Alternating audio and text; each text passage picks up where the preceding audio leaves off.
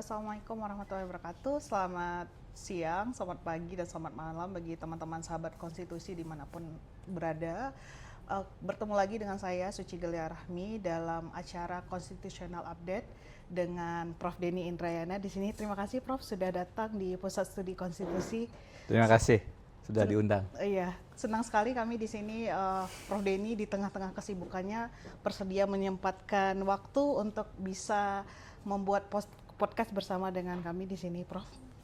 Gimana, Prof? Udah lama ke Padang? Udah lama nggak ke Padang maksudnya? Mungkin terakhir itu 2-3 tahun yang lalu, jangan-jangan udah agak lama sih. Waduh, udah 2-3 tahun lalu ya. Iya.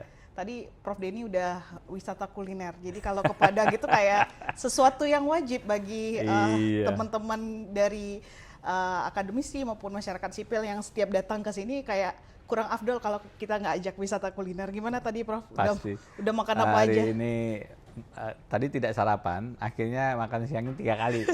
Di 3 tempat yang berbeda ada yang ini menyediakan makan siang. Aduh, jadi ya ini kenyang sekali sih. Alhamdulillah ya Prof. Setelah makan baru kita adakan diskusi pada siang hari ini.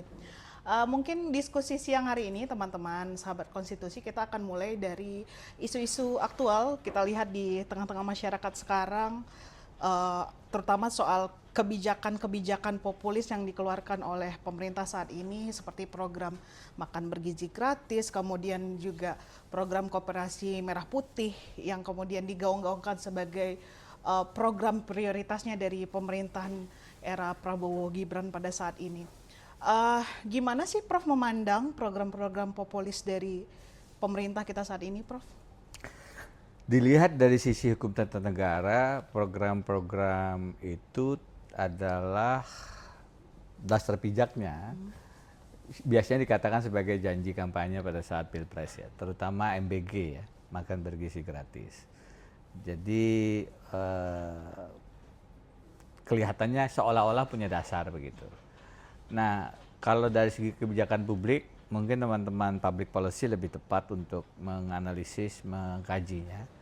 Tapi dari segi hukum, terutama hukum tata negara, problematikanya itu ada pada saat dia direncanakan, kemudian dieksekusi dan diawasi.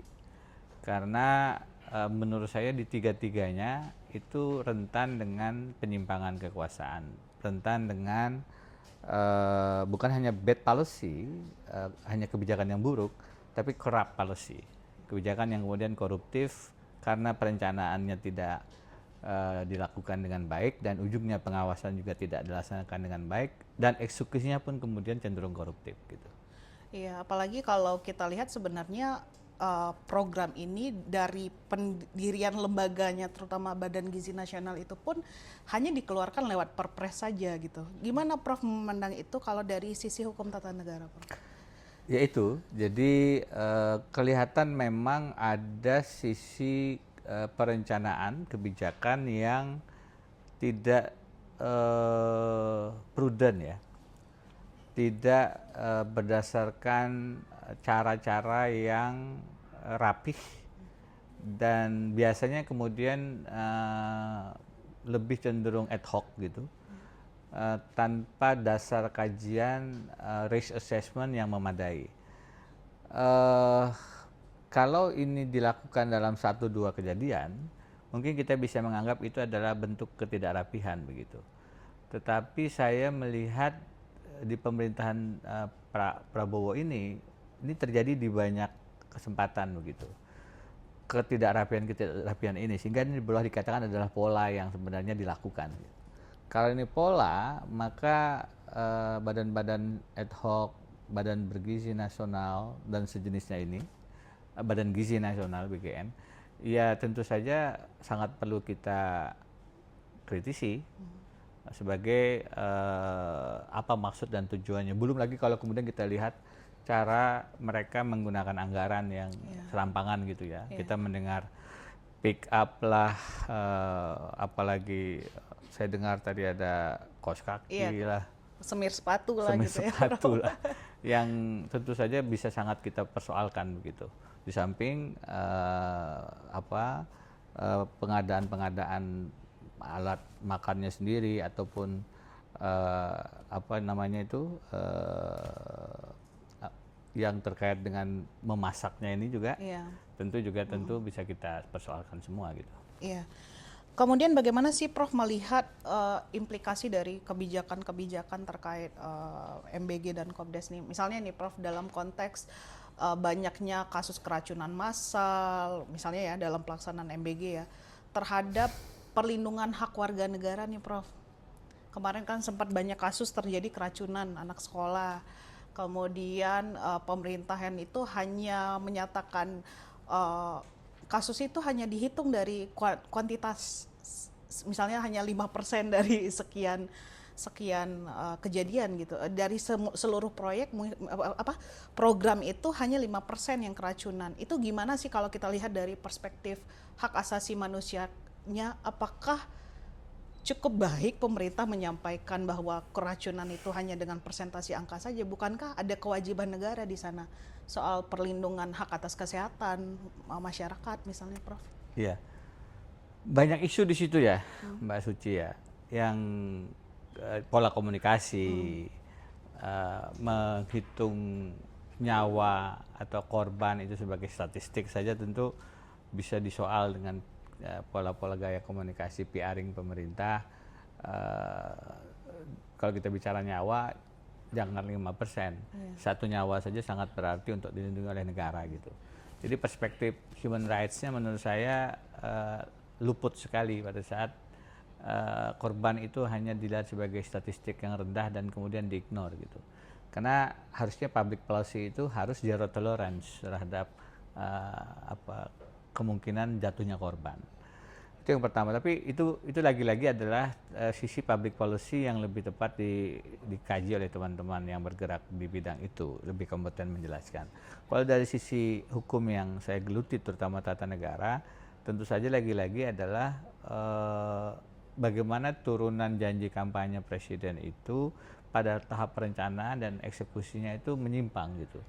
Misalnya kita sering sudah mendengar bahwa program-program populer ini, apakah MBG, apakah Koalisi Merah Putih, adalah upaya mobilisasi dan upaya untuk sedini mungkin mengkonsolidasi elektoral untuk pemilu 2029. Nah, apakah itu valid, faktual, atau itu adalah dugaan? Tentu harus ditunjukkan dengan kerja-kerja nyata oleh pelaksananya, dalam hal ini eksekutif, dalam hal ini Presiden Prabowo dengan jajarannya. Tapi saya cenderung akhirnya melihat memang ada upaya-upaya konsolidasi elektoral itu yang kemudian terlihat ya dari turunan-turunan eksekusi kebijakan terkait dengan MBG dan Koalisi Merah Putih ini.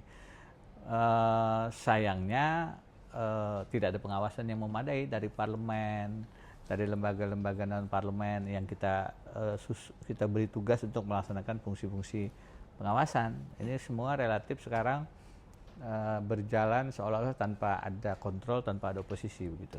Nih, sejalan sama yang Prof nyatakan barusan soal pengawasan, kita tahu bagaimana pola hubungan antara eksekutif dan legislatif tuh soal mekanisme check and balances. Gimana sih Prof memandang fungsi pengawasan dan utamanya fungsi budgeting, karena tadi ketika kita bicara soal program-program populis ini sangat berkaitan erat dengan fungsi budgeting yang dimiliki oleh DPR terkait anggaran. Bagaimana Prof memandang hubungan antara eksekutif dengan legislatif dalam hal pengawasan ini? Relasi presiden dan parlemen itu adalah relasi yang harusnya konstruktif.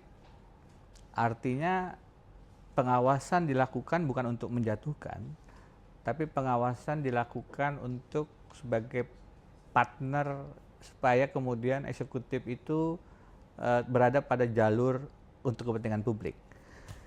Bedanya dengan parlementer. Kalau parlementer, oposisi itu seakan-akan dia ingin menjatuhkan Perdana Menteri dengan mosi tidak percaya gitu. Nah, itu yang saya maksud di presidensial, dia lebih konstruktif. Itu yang harusnya dituju. Itulah efektif presidensialism. Relasinya dengan parlemen itu konstruktif. Nah, kalau dia relasinya itu destruktif, itu adalah ketika presiden itu tidak mendapat dukungan mayoritas di parlemen. Dia minority presiden. Pada saat dia minority presiden, dia menjadi presiden yang sialan. bukan, presiden yang sial. Minority presiden, tidak dapat dukungan. Nah, relasinya menjadi destruktif. Relasinya parlemen di situ menyebabkan presiden tidak bisa melaksanakan program-program kebijakan publiknya karena kontrol parlemen terlalu besar. Presidennya presiden minoritas. Nah, yang ketiga itu majority presiden. Presiden yang didukung oleh parlemen sedemikian besar, koalisinya koalisi kedodoran, koalisi kebesaran, koalisi terlalu gemuk, oversized coalition, itu yang menghasilkan presidennya tidak dikontrol karena fungsi parlemennya menjadi sangat boleh dikatakan hampir tidak ada karena presidennya punya koalisi yang di atas 80-90%. Ini presiden yang sialan tadi. Jadi saya bilang ada 3 jenis sistem presidensial: effective presidentialism, majority presidentialism, itu presiden yang sialan itu, dan minority presidential, itu presiden yang sial gitu karena dukungan parlemennya kecil. Nah, Presiden Jokowi, Presiden Prabowo itu somehow mengarah kepada majority presidentialism. Pak Jokowi masih menyisakan ya PKS misalnya di luar gitu. Demokrat tidak diajak di parlemen gitu. Tapi ngambil Gerindra sebagai kompetitor, lawan dalam pemilihan presiden sebagai bagian dari koalisi dengan memasukkan ketua umumnya Prabowo menjadi Menteri Pertahanan. Masih adalah oposisinya.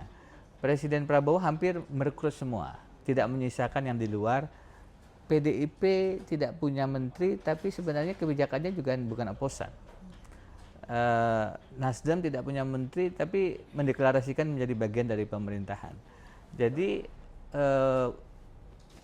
koalisi Presiden Prabowo itu lebih destruktif terhadap sistem presidensial dibandingkan Jokowi sebenarnya, karena nyaris tidak menyisakan ruang oposisi. Itu di partai politik. Bagaimana dengan di luar partai politik? Rata-rata kita melihat civil society itu ditundukkan. Yang paling baru ketika menjelang Hari Buruh, salah satu pimpinan partai buruh direkrut menjadi Menteri Lingkungan Hidup. Sehingga May Day itu yang dikhawatirkan ada demo besar-besaran itu kemudian menyusut gitu. Seperti pesta bersama jadinya, Prof. Ibarat balon itu gembos begitu, ibarat ban itu kemudian kempes gitu. Akhirnya ruang-ruang publik kita menjadi ruang paduan suara yang sama-sama menjadi penyokong pemerintah. Nah, ini yang berbahaya karena sebenarnya sistem presidensial itu tidak mengharamkan oposisi. Keliru kalau kemudian oposisi itu hanya di sistem parlementer. Sistem presidensial itu juga membuka ruang kontrol di parlemen. Nah, kita lihat sekarang ruang kontrol itu tidak ada. Budgeting, pengawasan, legislasi, relatif tidak ada. Dan yang terjadi bukan kerjasama untuk kepentingan publik, yang terjadi adalah kerjasama untuk kepentingan elit. Kalau sesuai dengan agenda presiden, maka legislasi gampang. Perubahan undang-undang TNI, hitungan hari selesai, meskipun banyak penolakan. Undang-undang perampasan aset, sejak Presiden Prabowo janji di May Day 2025, dan kemarin datang lagi di May Day 2026, nggak ada perkembangannya undang-undang perampasan aset. Padahal 2025 Prabowo bilang, saya mendukung undang-undang perampasan aset, RUU-nya. Setahun kemudian, nggak ada realisasi. Jadi terlihat jelas bahwa dukungan terhadap satu agenda legislasi itu akan tergantung kepentingan politik apa yang ada di kepala para elit gitu. Kalau dianggap membahayakan seperti RUU perampasan aset, ya nggak akan cepat. Tapi kalau dianggap bagian dari agenda politik penting seperti undang-undang TNI, walaupun didobrak oleh Andri Yunus yang sekarang mengalami juga hampir kebutaan mata di kanannya, sebagaimana utang mata kita terhadap Novel Baswedan, ya jalan terus itu menjadi undang-undang TNI.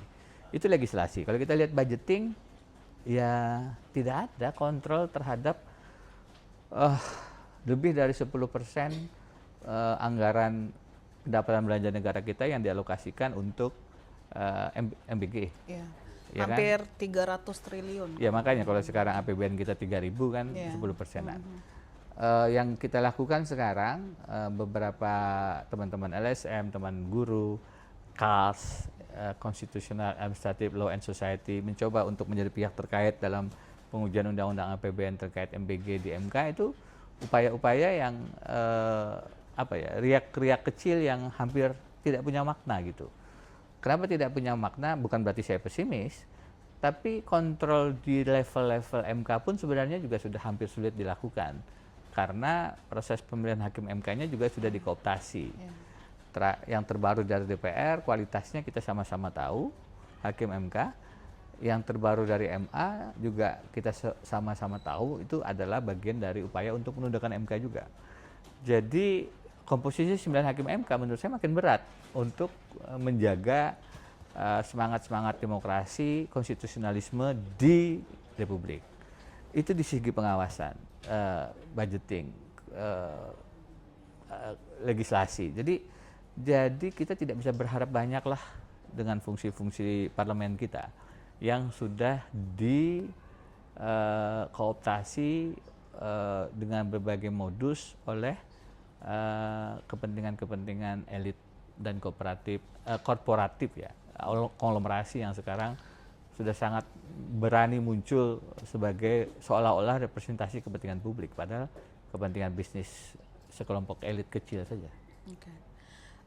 Tadi barusan kita kan diskusi soal fungsi pengawasan dari DPR. Yeah. Kemudian kan selain fungsi pengawasan dari DPR, sebenarnya kalau bicara soal program-program yang kemudian mempengaruhi APBN sangat signifikan seperti MBG dan Koperasi Merah Putih itu, kan ada juga badan-badan atau lembaga-lembaga independen lain yang kemudian punya fungsi pengawasan juga terhadap bagaimana pemanfaatan keuangan negara ini, Prof. Misalnya seperti KPK. Gimana Prof melihat peran KPK sebagai lembaga independen yang memang fokus tugas dan fungsinya bicara soal tindak pidana korupsi dalam terkait pengelolaan dan pemanfaatan APBN dalam konteks program-program populis ini, Prof? Ya, di luar pengawasan parlemen, kita memang punya lembaga-lembaga komisi independen ya. KPK salah satunya untuk bidang penegakan hukum anti korupsi. Ada komisi independen lain untuk pemilu, ada KPU, komisi ombudsman dan seterusnya. Sayangnya menurut saya lembaga-lembaga independen ini kan proses rekrutmennya dilakukan oleh Presiden dan DPR sebagian besar, ya kan? Presiden bikin pansel, kemudian ada fit and proper test di DPR gitu kan. Nah, problem kita adalah di hulunya Presiden dan DPR itu sendiri proses rekrutmennya problematik. Pemilu kita itu demokrasi proseduralnya jalan, tapi demokrasi substansialnya, strateginya menang itu adalah dengan politik uang dan politik curang. Dengan dua strategi ini orang bisa menang. Karena itu tidak bisa berharap banyak kita yang terpilih pada jajaran pimpinan eksekutif, Presiden dan Wakil Presiden, itu punya visi misi menjalankan Republik yang anti korupsi misalnya. Bagaimana kita bisa bertanya kepada Gibran tentang visi anti korupsi ketika dia sendiri lahir sebagai wapres melalui menabrak amanat-amanat konstitusi, masalah syarat umur dan lain-lain yang dimanipulasi oleh Paman Usman misalnya. Atau bagaimana kita bisa melihat KPK yang proses seleksinya juga menggugurkan banyak orang-orang yang punya standar integritas yang di atas rata-rata pada saat kemarin itu. Sebutlah Sudirman Said yang sudah teruji menjadi Menteri SDM, sebelumnya adalah orang yang membidani KPK itu sendiri. Kemudian juga pada saat Menteri SDM mencoba untuk membongkar skandal di Papa Minta Saham, toh beliau di reshuffle dan kemarin ya tentu saja tidak bisa lolos karena tidak ada dukungan politik yang memadai. Kenapa dukungan politik ini menjadi penting? Karena faktanya begitu.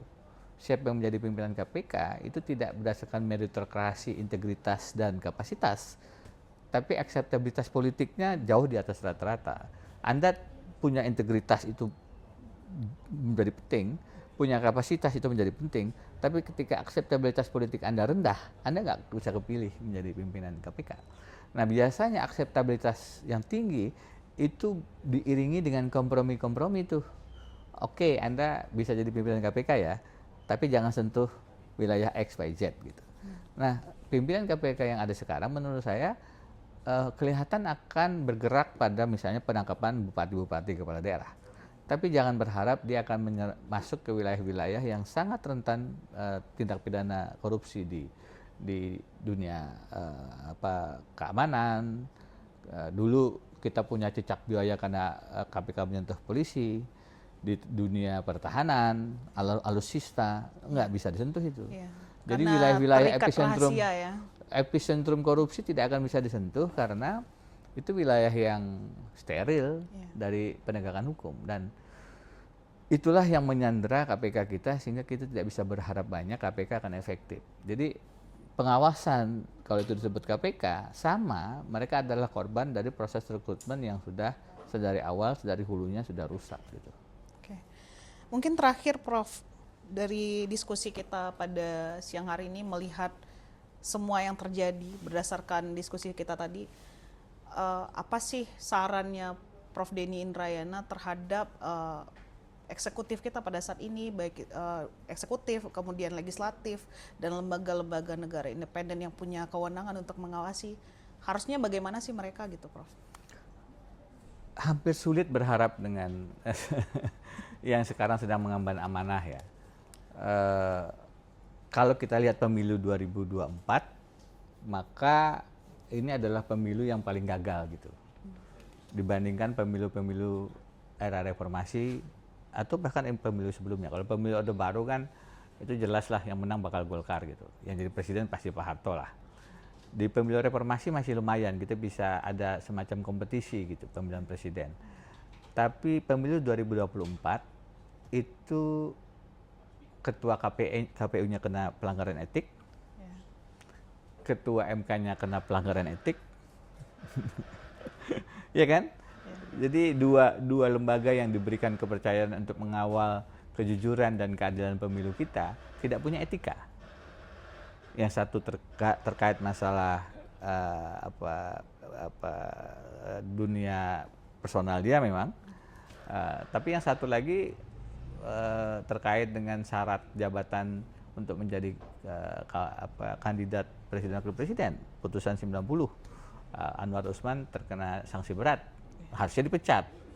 Tapi Prof Jimli itu mengatakan kalau dipecat dia bisa banding, malah tidak strategis, bisa dibatalkan karena MK-MK-nya bisa beliau yang bentuk dan seterusnya. Tapi lagi-lagi saya ingin katakan ada 3 bukti bahwa pemilu 2024 itu paling problematik.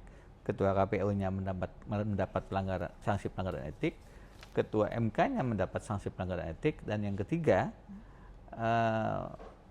putusan MK itu di pemilu 2024 mendapat dissenting opinion oleh 3 profesor. Belum pernah dalam sejarah sengketa Pilpres ada dissenting opinion. Tapi di 2024 Profesor Saldi, Profesor Arif Hidayat, Profesor Eni Nurbaningsih memberikan dissenting yang kokoh bahwa ini ada persoalan pelanggaran terstruktur sistematis masif yang memang pembuktiannya tidak mudah, tapi menurut keyakinan hakim itu terjadi. Jadi menurut saya itu adalah bukti kuat bahwa pemilu 2024 yang paling problematik dalam sejarah pemilihan presiden kita. Dan karenanya hasilnya ya kalau mau ditokohkan, dipersonifikasi itu ya Gibran gitu. Gibran Raka Buming Raka, orang yang tidak punya kapasitas dan integritasnya pun problematik kalau dilihat dari laporan dugaan korupsi yang dilakukan oleh rekan Baidillah Badrun ke KPK gitu. Tetapi kan dia menang di elektabilitas. Saya sepakat dengan Rocky Gerung di sini bahwa yang harusnya paling atas itu integritas, nomor 2 adalah kapasitas, keilmuan, baru yang terakhir elektabilitas gitu. Itu elektabilitas itu penting dalam pemilu, tapi itu bukan yang paling utama. Yang paling atas tetap harus integritas, moralitas, kapasitas, baru elektabilitas. Tapi dengan pemilu model sekarang itu dibalik, elektabilitas yang paling atas. Elektabilitas ala apa? Elektabilitas buzzer. Jadi buzzer ngangkat isu, kemudian big data segala macam, itu yang mempengaruhi pemilih begitu. Dan itulah yang menjadi dasar pemilih kita kemudian menentukan siapa presiden, di samping ada faktor amplop dan serangan pajak. Kapasitas keilmuan dan integritas itu malah tidak diperhatikan gitu. Sehingga orang-orang yang sebenarnya punya, kalau dari segi sistem yang berdasarkan meritokrasi, itu harusnya mereka punya kualitas kepemimpinan, leadership, sangat sulit untuk bisa jadi presiden atau kepala daerah di Republik. Nah, dengan kualitas semacam itu, kembali ke pertanyaan tadi, sulit mengharapkan eksekutif, legislatif, yudikatif kita punya kualitas kerja, performa yang boleh kita katakan baik gitu. Justru yang terjadi adalah dengan hasil pemilu yang sedemikian koruptif, yang hanya prosedural, pemilu demokratis seolah-olah, pseudo demokratis, ya pseudo demokrasi, maka kita akan melihat yang termuncul sekarang, sebagaimana kalau yang paling aktual kita lihat film dokumenter Pesta Babi gitu. Terjadi pemusatan kekuasaan yang otoritarian, disokong oleh konglomerasi, oligarki, dan kalau di Papua ditambah militerisasi gitu. Itu yang sekarang muncul, dan perpaduan itu tentu saja bukan hasil yang kita harapkan untuk hadirnya negara hukum yang demokratis. Oke, terakhir Prof, saya minta closing statement dari Prof, tapi dalam satu kalimat untuk menggambarkan kondisi Indonesia saat ini menurut Prof. Demokrasi kita, dolar rakyat, itu dibajak oleh duitokrasi, dolar uang. Maka tidak ada kata lain kecuali lawan. Oke, terima kasih Prof Denny atas kesediaan Prof, sangat luar biasa sekali ya diskusi kita pada hari ini. Sahabat Konstitusi, mungkin demikianlah diskusi kita pada siang hari ini dengan Prof Denny Indrayana. Sampai ketemu di Constitutional Update berikutnya. Assalamualaikum warahmatullahi wabarakatuh. Waalaikumsalam warahmatullahi wabarakatuh.